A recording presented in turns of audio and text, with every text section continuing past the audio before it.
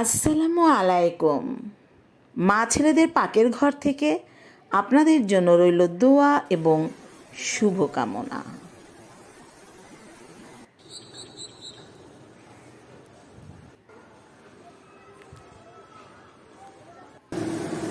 চাটনির স্বাদে কচুর ডাঁট রান্না করে দেখাবো।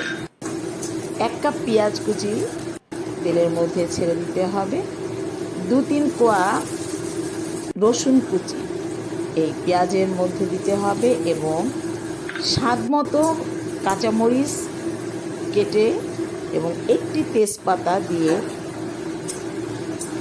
ভালো করে নেড়ে চেড়ে যখন হালকা ব্রাউন কালার হবে পেঁয়াজ, তখন আগেই সিদ্ধ করে রাখা কচুর ডাঁট আমি ডিপে রেখেছিলাম, লবণ দিয়ে সিদ্ধ করে ডিপে রেখেছিলাম, তাই দিয়ে দিচ্ছি।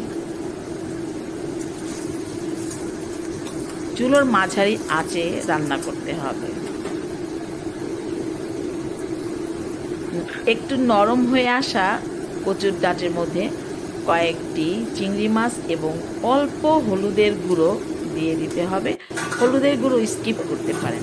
5 থেকে 10 মিনিট ঢেকে রান্না করতে হবে।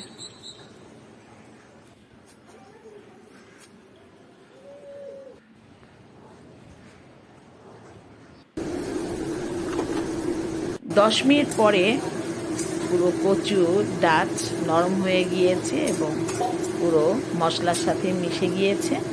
এখন এর মধ্যে তেঁতুল দিতে হবে আন্দাজ মতো, অর্থাৎ স্বাদ মতো তেঁতুল।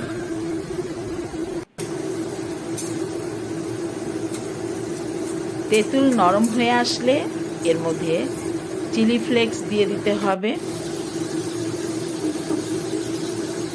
চিলি ফ্লেক্স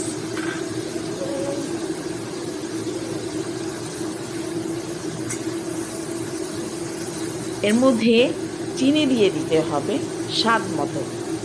যেহেতু চাটনির স্বাদে বলেছি, টক মিষ্টি ঝাল তিনোটাই হতে হবে এবং এটা স্বাদ মতো।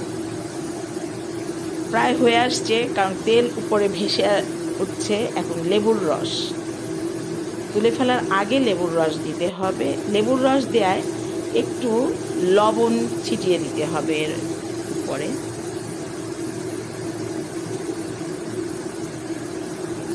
লবণ ছিটিয়ে দেওয়া হচ্ছে।